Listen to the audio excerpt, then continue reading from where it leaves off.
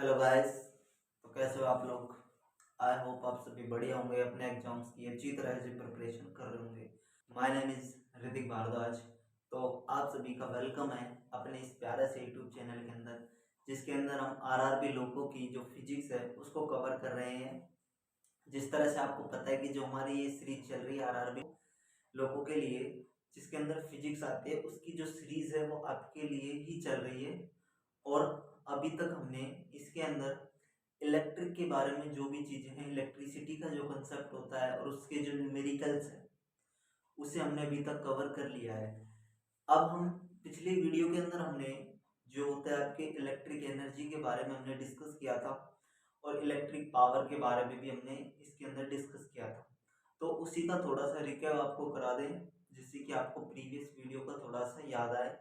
और अब हम इस वीडियो के अंदर जो प्रीवियस वीडियो के अंदर आपने इलेक्ट्रिक एनर्जी, इलेक्ट्रिक पावर, इसके बारे में जो डिस्कस किया था, जिस कंसेप्ट के बारे में जाना था, उनसे रिलेटेड हम कुछ न्यूमेरिकल्स के बारे में डिस्कस करेंगे उनसे रिलेटेड। और हम जानेंगे कि किसी भी चीज का यूनिट कैसे निकालते हैं। यूनिट का मतलब हम कहते हैं कि इलेक्ट्रिक बिल के अंदर जो यूनिट आती है, हम जैसे आपको यूनिट दे देगा कोई, मान के चलो कि हमारे पास कोई बल्ब है, उस बल्ब के अंदर वो बल्ब इतने वाट का है, उसकी शक्ति इतनी है, इतने वोल्टेज है, इतने उसके अंदर करंट जा रहा है, ये सारी चीजें। और उससे हमसे यूनिट पूछ सकता है कि कोई बल्ब है, पर डे इतना चल रहा है, यूनिट का चार्ज इतना है आपके पास, तो बताइए बिल हमारा कितना आएगा। तो इससे रिलेटेड क्वेश्चंस भी हम इसी वीडियो के अंदर डिस्कस करेंगे और इस कंसेप्ट को भी समझेंगे।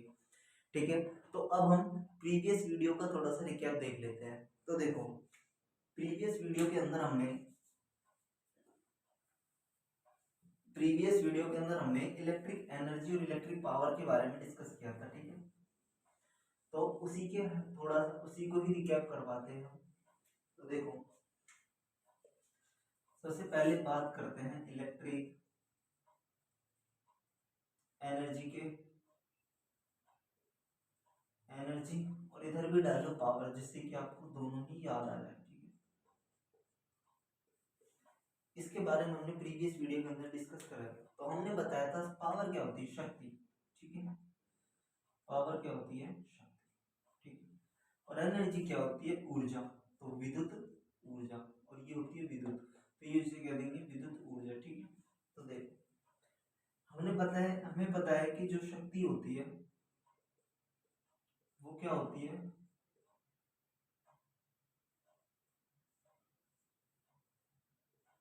कार्य करने की दर। शक्ति क्या होती है, कार्य करने की दर को हम शक्ति कहते हैं, और जिसका फॉर्मूला हमने P बराबर W/T, हमने ये डिस्कस कर लिया। ठीक है, और W क्या है यहाँ पर, इलेक्ट्रिक एनर्जी। तो अब हम इसका फॉर्मूला क्या लिख लेंगे, P.T के। बताओ भाई, यहाँ तक हमने डिस्कस किया था। और उससे एक, अब इसके रिलेटेड न्यूमेरिक जो फॉर्मूले हैं वो भी आए थे। जैसे इसका फॉर्मूला आया था P बराबर एक VI आया था। अब कैसे आया वो आप प्रीवियस वीडियो के अंदर देख सकते हो। ठीक है, और एक आया था P बराबर V² के, ये वाला बीटा ना। ठीक है, और एक ये खुद है जो ये तीन फॉर्मूले इसके अंदर आए थे। इन तीनों फॉर्मूलों में से कोई सा भी फॉर्मूला पुट करके आप इसको निकाल सकते हैं। जैसे कि P बराबर हम ये W/T रखें तो ये तो इसी के बराबर आ जाएगा। ठीक है, तो अगर हम ये रखें तो P बराबर VI.T के, दूसरा फॉर्मूला ये इसका न्यूमेरिकल, इसका फॉर्मूला बन जाता है। दूसरा, अगर इसमें हम इस वाले को पुट करें शक्ति की वैल्यू, तो P बराबर V²/R/T। ठीक है, तो ये इसका दूसरा।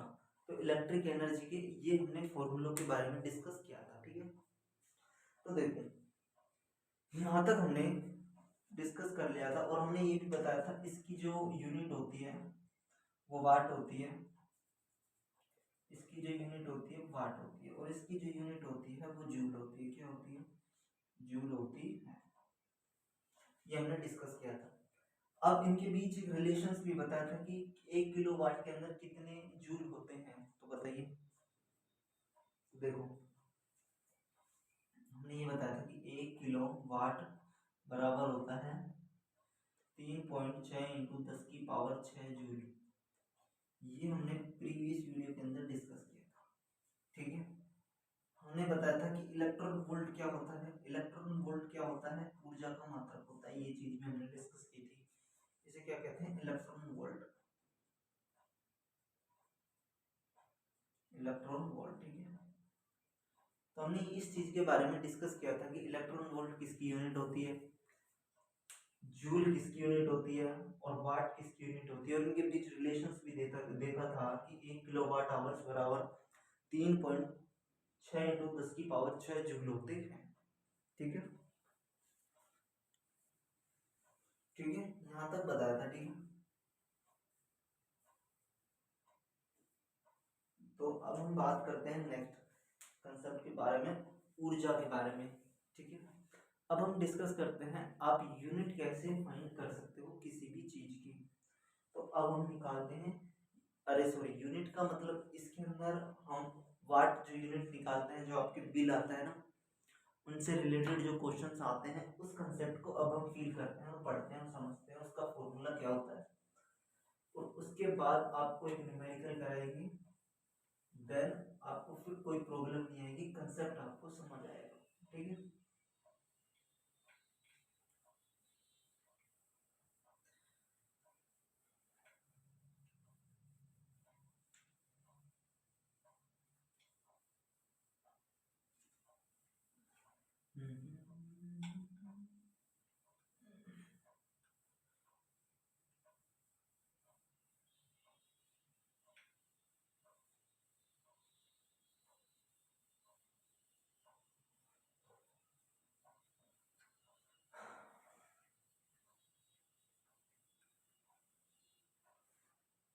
देखो गाइस, अब तक हमने प्रीवियस वीडियो के अंदर जो चीज हमने जिस चीज के बारे में डिस्कस किया था, तो यहाँ तक हमने प्रीवियस वीडियो को आपको रिकैप करा दिया है। ठीक है, अब ये जो न्यूमेरिकल जो फॉर्मूला आए थे, उसके लिए आपको प्रीवियस वीडियो प्लीज देखनी पड़ेगी, तब आपको समझ आएगा कि ये फॉर्मूले आए कहाँ से डायरेक्ट। ठीक है, क्योंकि इसका कंसेप्ट मैंने प्रीवियस वीडियो के अंदर करा दिया है।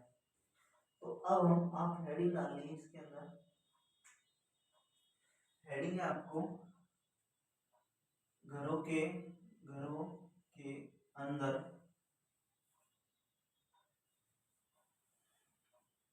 घरों में व्यय ऊर्जा की माप।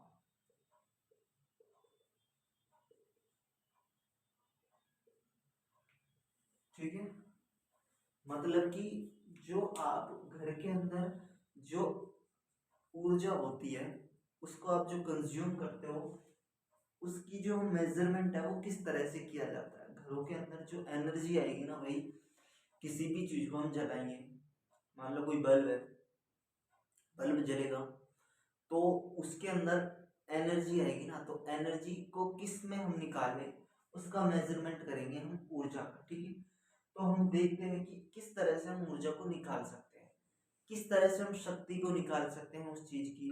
मान लो, क्योंकि हमारे पास कोई बल्ब देंगे, तो बल्ब आपके पास मिलेगा कि आपके पास कोई बल्ब है, और उस बल्ब को इतने घंटे जलाया जाता है, तो ये बताइए कि वह बल्ब कितने वाट का है, जबकि रेजिस्टेंस वायर के अंदर इतना है, उसके अंदर जो बल्ब है उसके अंदर रेजिस्टेंस का मान इतना है। तो इस तरह से आपको शक्ति भी पूछ सकता है उस बल्ब की, पावर। ठीक है, या आपसे पूछ सकता है कि कितनी एनर्जी व्यय होगी, या आपसे पूछ सकता है कि इतने यूनिट आता है, कितने यूनिट आएंगे जिससे कि इतना बिल आएगा, कितना बिल। तो इस तरह के कंसेप्ट को हम समझते हैं। ठीक है, तो देखो, बी पेशेंस। तो देखो क्या होता है, हमने एक फॉर्मूला पढ़ा था, P बराबर, अभी पढ़ा है, W/T। ठीक है, और यहीं से ही आया है, कौन सा, P बराबर वी आई, सॉरी, W बराबर,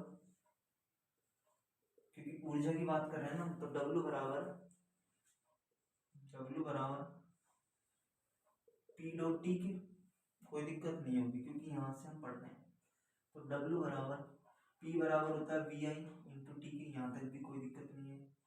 ठीक है, तो देखो ये दो फॉर्मूले हैं, इसी के फॉर्मूले से ये बनेंगे। हम देखो, तो इस फॉर्मूले के अंदर ये याद रखना है हमें कि यहाँ पर जो हम वाट आती है, शक्ति, उसे हम किलो वाट में लेते हैं। ठीक है, किस में लेते हैं, यहाँ पर जो शक्ति आती है उसे हम किलो के अंदर लेते हैं, किलो वाट के अंदर हम मेजर करेंगे। ठीक है, तो हम इसे बदलने के लिए क्या करते हैं कि W बराबर शक्ति कुछ भी देंगे आपको, 1 वाट 10, मतलब आपको जो भी वाट देंगे उसे हम किलो वाट में कन्वर्ट करने के लिए यहाँ पर किलो वाट से मल्टीप्लाई कर देते हैं और यहाँ पर 1000 का भाग दे देते हैं, ठीक है, क्योंकि इसे हमें किलो वाट में कन्वर्ट करना था। यहाँ पर भी किलो वाट से और यहाँ पर भी किलो वाट से मल्टीप्लाई कर दिया, किलो वाट का मतलब 1000, ठीक है, इंटू उसके बाद टाइम, टाइम आएगा आपके हावर्स, ठीक है, हावर्स आपके पास आ जाएंगे और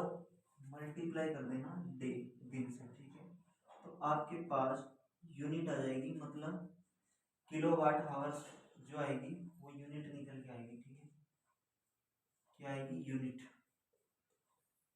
या किलो वाट हावर्स, ये एक है, ठीक है, दोनों।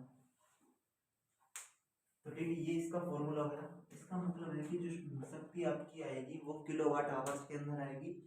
तो W बराबर शक्ति इंटू समय, मतलब टाइम, 1 घंटे 2 घंटे 3 घंटे, और यहाँ पर दिन आएंगे, 1 दिन 2 दिन 3 दिन 4 दिन, जितने दिन की वो बात करता है, अपॉन 1000 से उसे डिवाइड कर देना। तब आपके पास जो यूनिट आएगी वो 1 किलोवाट, उसके अंदर आप यूनिट फाइंड कर सकते हो कितनी यूनिट आएगी, ठीक है, और किलोवाट आवर्स इसका वैल्यू हो जाएगी। यूनिट क्या होती है इसकी, किलोवाट आवर्स, ठीक है, तो काट लो।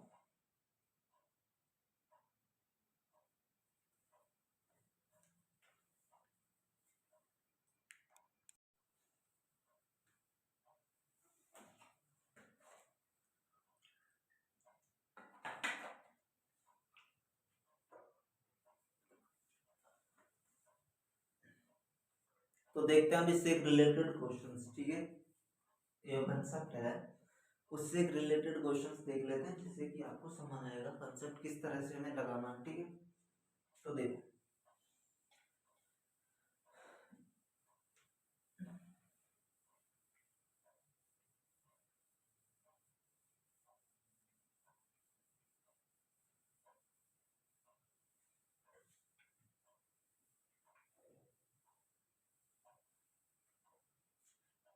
तो देखो इससे रिलेटेड क्वेश्चंस लिखते हैं हम। क्वेश्चन ये है कि मान के चलो कि हमारे पास ये कोई बल्ब है, ठीक है, मान के चलो कि हमारे पास कोई बल्ब है, ठीक है, ये हमारे पास कोई बल्ब है, ये मैंने जोड़ रहा है, ठीक है, ये इसे मैंने ओपन भी कर दिया, जोड़ दो, ठीक है, ये हमारे पास कोई बल्ब है जो कि पोटेंशियल डिफरेंस विभवांतर कितना है यहाँ पर, 300 200 300 वोल्ट मान लो, 300 वोल्ट मान लो, ठीक है, विभवांतर की वैल्यू इतनी 200 कर लो, चलो ठीक है, कैलकुलेशन इजी पड़ेगी, 200 कर लिया। रेजिस्टेंस जो हमारे पास है वो हमने मान लिया 100 ओम, ठीक है, और टाइम जो है हमारे पास, समय, समय का मतलब ये करो कि ये पर डे 3 घंटे चलता है, सपोज करके चलो कि ये कितने घंटे चलता है, 2 घंटे ही लगा लो, ये पर डे 2 घंटे चलता है, ठीक है, ये बल्ब है वो 2 घंटे जुड़ता है पर डे, ठीक है। अब हमको बताना है कि बल्ब कितनी वाट का है, अब हमें बताना है कि बल्ब कितने वाट का है। तो करते हैं इसे फाइंड, देखते हैं कि ये डाटा हमें सफिशिएंट है शायद, देखते करते हैं इसे, ठीक है, एक बार आप करके देखो,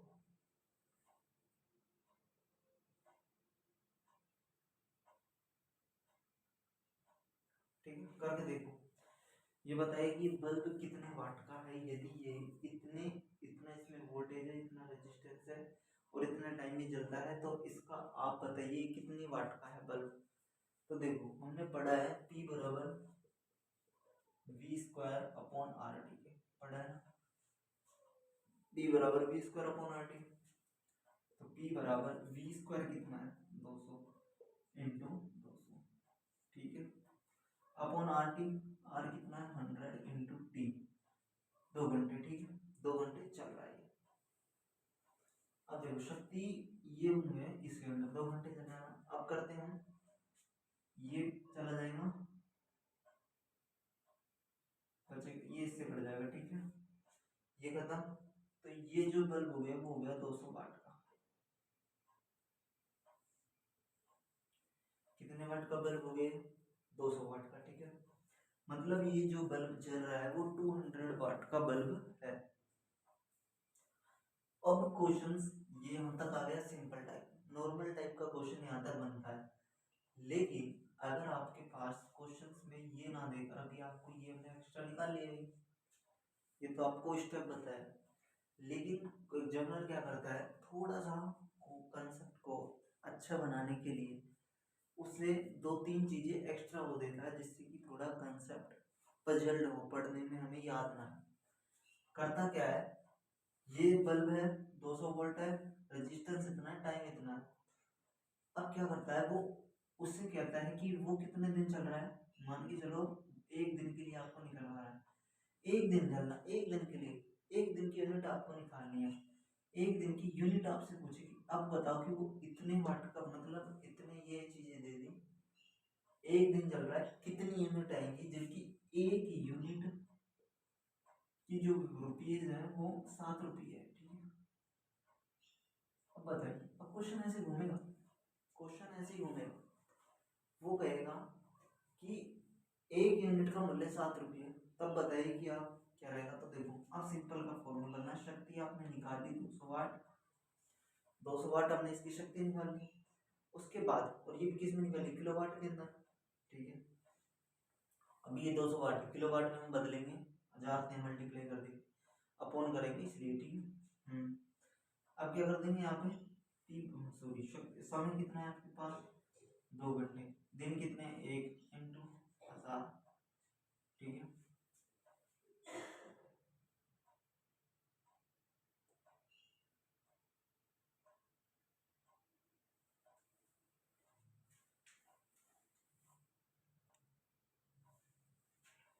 ठीक है, ये लिख दिया, दिन कितने हैं, एक, एक सामने तो मल्टीप्लाई कर दिया, तो सोल्व कर लेते हैं जो, ये हो गया, और ये हो गया 4/10 के, सही है ना, सही है, 2 2 4, 4/10, इसे लिख सकता हूँ 0.4, क्योंकि कितना लिख सकता हूँ, 0.4 लिख सकता हूँ, ठीक है। मतलब कि अब यहाँ तक हम पहुंच चुके हैं, ये आ गई यूनिट, तो 0.4 यूनिट आएगी, 0.4 यूनिट आपके पास आएगी, कितनी, अगर ये 200 वाट का बल्ब इतने इतने रजिस्टर से इतना वोल्ट, तो हमारे पास जो यूनिट आएगी वो कितनी आएगी, यूनिट मतलब 0.4 यूनिट आएगी। अब एक यूनिट का इतना, तो 0.4 यूनिट से इसे मल्टीप्लाई कर दूंगा, तो हमारे पास बिल आएगा 0.4 इंटू 7, और 7 जो 28, मतलब 2.8 रुपीज, मतलब 2.8, 2 रुपये 8 पैसे, समझ गए, मतलब 2.8 रुपीज आपके पास बिल आएगा पर 1 दिन का, ठीक है। 1 दिन का बिल इतना है, तो 30 से अब आप 30 दिन का मंथली निकाल सकते हो, 30 से मल्टीप्लाई इंटू करके, ठीक है, मल्टीप्लाई करके आप 30 दिन का भी निकाल सकते हो, ठीक है, सॉरी 30 दिन का, हाँ सही है, 30 दिन का आप इसे निकाल सकते हो। तो इस तरह से क्वेश्चन आते हैं इनसे रिलेटेड, तो आई होप आपको यहाँ तक कोई दिक्कत नहीं होगी, एक बार देखने से।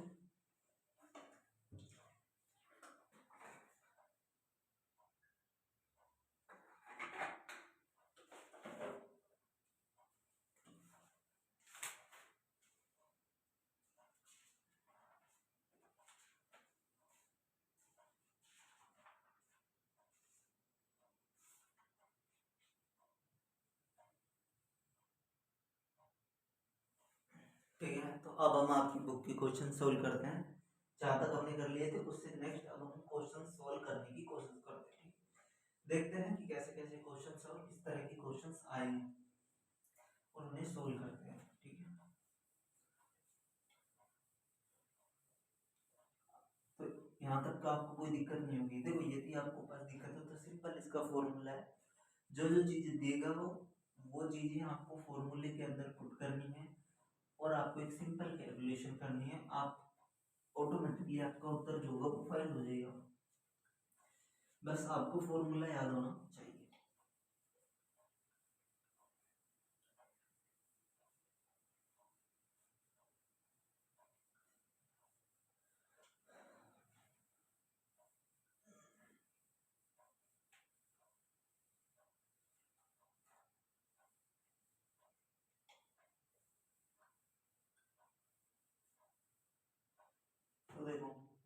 अब नेक्स्ट क्वेश्चन के बारे में डिस्कस करते हैं।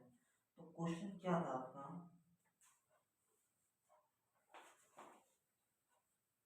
क्वेश्चन आपके पास कि ए सिलेंड्रिकल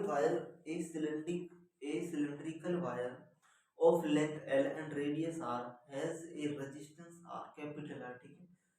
तो लिख लेते हैं कि एक सिलेंड्रिकल वायर आपके पास जिसका अंदर लेंथ L है, रेडियस R है और रेजिस्टेंस कैपिटल R है। The resistance of the another wire of the same material but half of the length and half of the radius। तो क्या कह रहा है, क्वेश्चन सुनते हैं, क्वेश्चन को समझते हैं। देखो क्वेश्चन ये कह रहा है कि आपके पास कोई वायर है, दो वायर है, एक तरह से मान के चलो कि एक वायर है हमारे पास, दूसरा वायर है। इस वायर की लेंथ बोले तो L है, लंबाई, अब हिंदी में लिख लेना, लेंथ बोले तो L, ठीक है, लंबाई, रेडियस बोले त्रिज्या R है, स्मॉल r, ठीक है, त्रिज्या है आपकी स्मॉल r और इसका प्रतिरोध कैपिटल R है। एक दूसरा वायर है आपके पास, उसकी लंबाई सॉरी समान मटेरियल से बने हुए हैं, समान धातु से बने हुए हैं, इसलिए उनका प्रतिरोध क्या है, समान है। क्या है, प्रतिरोध R ही है, ठीक है।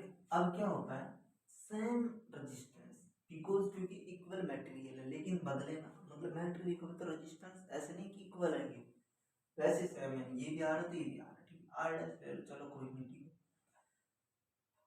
त्रिज्या क्या करेगा वो, त्रिज्या उसमें हाफ है, उस वायर की त्रिज्या हाफ है और लंबाई भी क्या होती है, हाफ है, L/2, ठीक है। ये मान के चलो क्वेश्चंस को कि आपके पास एक वायर है, उसकी लंबाई L थी, रेडियस R थी और R रेजिस्टेंस, ठीक है, पहले टाइम। नेक्स्ट टाइम क्या किया कि उस वायर की लंबाई को हमने आधा कर दिया, त्रिज्या को भी हमने आधा कर दिया, अब उसका रेजिस्टेंस आपसे पूछा है, तो लगा फॉर्मूला। तो देखो करते हैं इसका सॉल्यूशन। तो देखो R बराबर रो L अपॉन A के, ठीक है। तो R लेंथ और एरिया होता है, लेंथ क्या होती है L/2, आपने लेंथ कर दी L/2, ठीक है। एरिया कर दिया आपने आधा, तो पाई आर स्क्वायर आता है ना, इसकी जगह पे याद रखो पाई आर स्क्वायर। तो आर रेडियस के स्क्वायर का होता है, तो हाफ करेंगे तो R स्क्वायर बाई 4, ठीक है, R स्क्वायर बाई 4, ठीक है। तो देखो L/2 into R square by 4 वहाँ चला जाएगा, इससे अब देखो ठीक है, L R square by 4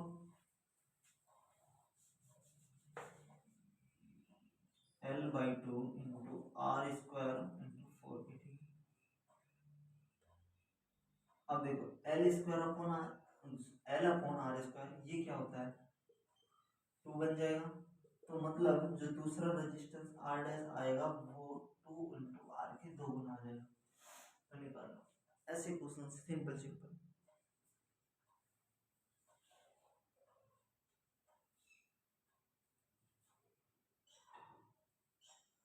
next question है आपको कि states that the electric current flowing through the metallic wire and directly proportional to the potential difference V across it is and provided to the temperature remain the same, ठीक है। मतलब क्या कह रहा है कि इलेक्ट्रिक करंट किसी wire की, कोई मेटेलिक वायर है जिसके अंदर इलेक्ट्रिक करंट फ्लो हो रहा है डायरेक्टली थ्रू, ठीक है, फ्लो हो रहा है। अब वो क्या कह रहा है कि electric current directly proportional to the potential difference, I proportional to the potential difference, I proportional to the V के, किसके लिए, कौन से नियम बताता है ये आपको बताता है ओम का नियम। तो इसका नेक्स्ट क्वेश्चन का आंसर हो जाएगा ओम लॉ, ठीक है। और कब होता है, जब आपका टेम्परेचर सेम होता है, condition temperature are same, temperature are same, ठीक है, मतलब तापमान समान होना चाहिए।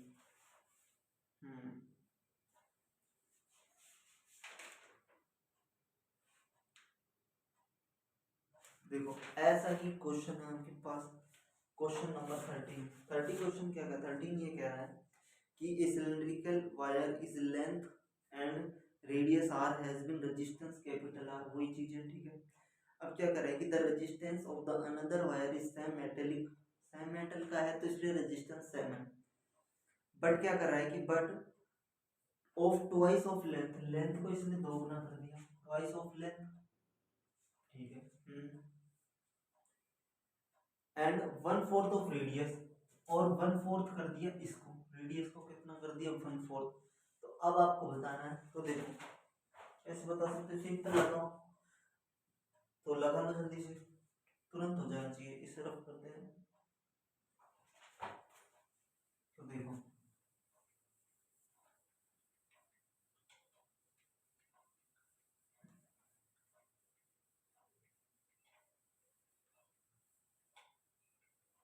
तो क्या करना है हमें, R proportional to the L upon A, की एल कितना कर दिया आपके पास, एल 2/l कर दिया, लेंथ को उसने दो गुना कर दिया, रेडियस उसने आधी कर r/4 कर दी, तो हमें r²/16 1/4, इसका 1/4 का 4 का वर्ग 16, ठीक है, ये ऊपर चला जाएगा तो 32 रेडियस, मतलब कि r डैश बराबर हो जाएगा 32 इंटू आर के। बताओ कोई दिक्कत समस्या?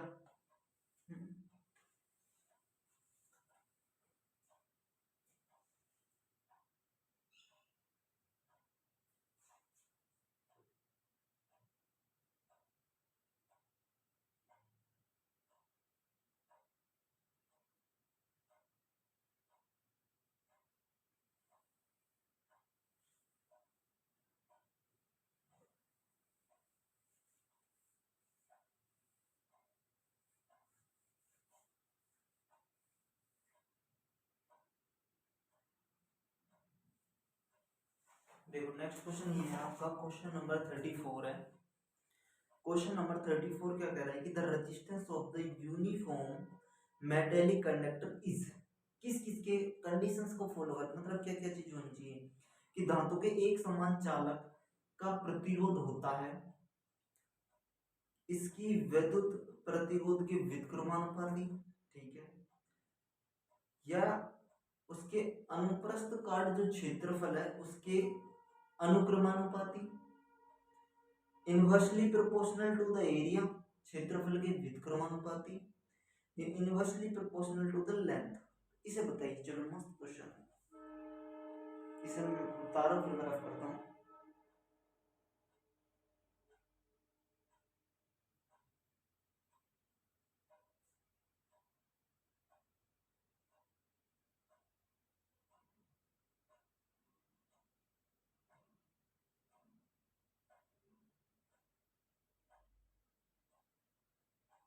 देखो भाई करते हैं, ठीक है, क्वेश्चन यही है, सेम ऐसे कैसे क्वेश्चन है, फॉर्मूला भी यही लगेगा, बस थोड़ा सा क्वेश्चन बदला है, खेला खेला है आपके साथ। तो देखो पूछा क्या है कि पूछा ये है कि प्रतिरोध का क्या रिलेशन है अदर सब के साथ, तो भैया ये बता दो, प्रतिरोध का रिलेशन ये है ना, ठीक है, तो लगा दो, प्रतिरोध, प्रतिरोध समानुपाती, इस चिन्ह को कहते हैं समानुपाती का चिन्ह। अब कब बनता है, सुनो, प्रतिरोधकता, प्रतिरोधकता के तो समानुपाती है भाई, अब बन रहा है समानुपाती का चिन्ह, ठीक है, तो इसके तो ये क्या है, समानुपाती, ठीक है भाई, लेंथ के भी समानुपाती, अब मैं वही लिख रहा हूँ R proportional to the L, मतलब एल के भी समानुपाती, ठीक है भाई, लेकिन प्रतिरोध क्षेत्रफल के व्युत्क्रमानुपाती होता है, ठीक है, क्या हो गया,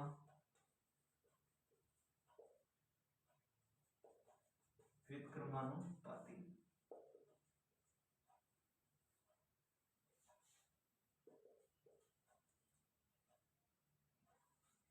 इनवर्सली,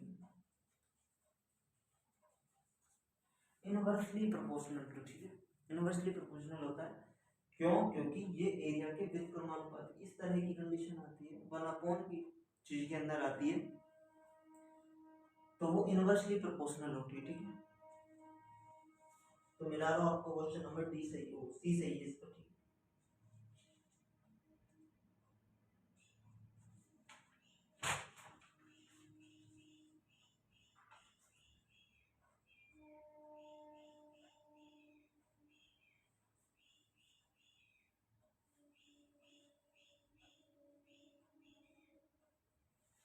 क्वेश्चन नंबर 14 आप कर लेना, बिल्कुल सेम ऐसा कि ऐसा क्वेश्चन है, कोई चेंज नहीं है। 40 आप कर सकते हो।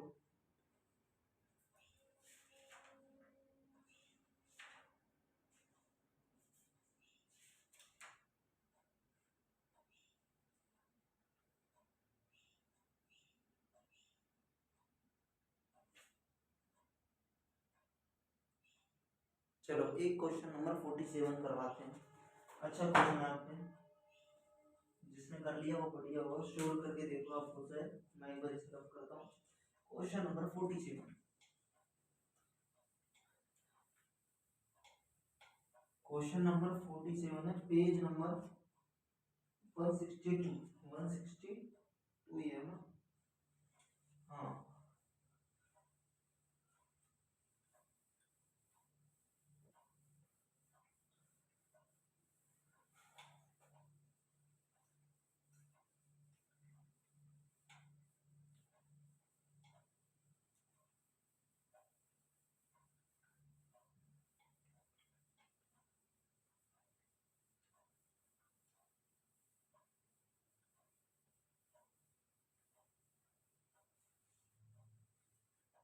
देखो क्वेश्चन नंबर 47 आपका क्या कह रहा है। अरे यार ये ऐसे ही सारे क्वेश्चन भैया ऐसे ही है, बिल्कुल रो बराबर आर ए अपॉन एल से ही रिलेटेड क्वेश्चन है, कहाँ तक कहाँ है। कॉन्सेप्ट और क्वेश्चन फॉर्मूला भी रखे होगा आपको।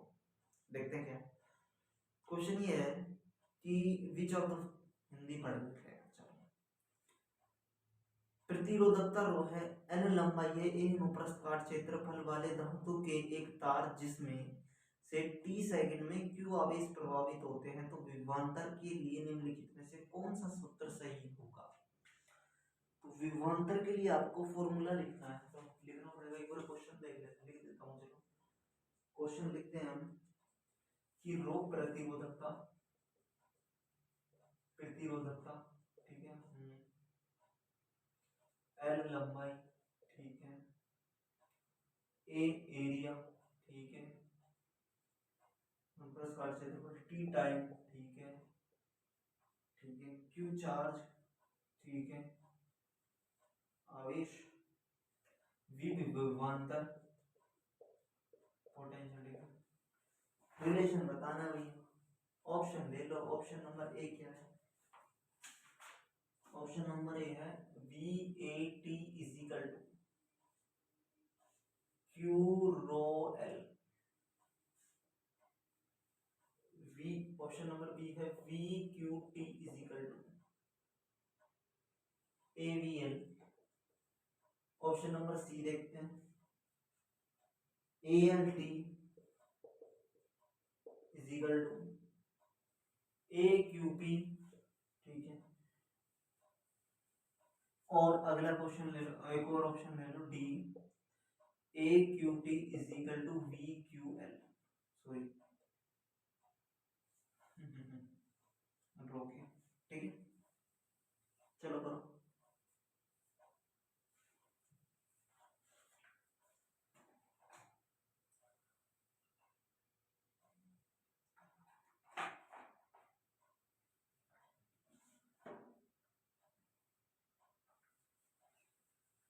देखो देखो भाई, रो बराबर होता है, रो बराबर होता है आर ए अपॉन एल के, ठीक है।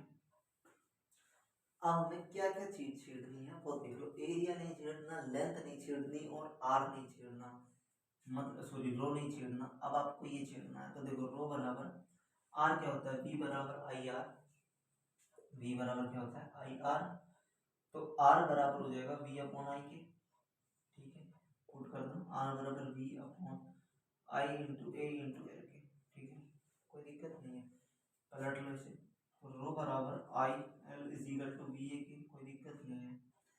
आई बराबर होता है क्यू अपॉन टी, याद रखो चार्ज पर सेकंड करंट कहलाता है। आई बराबर क्यू अपॉन टी, तो रो बराबर आई बराबर होता है Q upon T into L is equal to V A के। बिल्कुल बात कोई दिक्कत नहीं है, तो कर लो इसे। तो rho Q L is equal to V A T K, मिला लो। Rho Q L is equal to V A T K, option number A is correct. बताओ कोई दिक्कत समस्या नहीं होगी?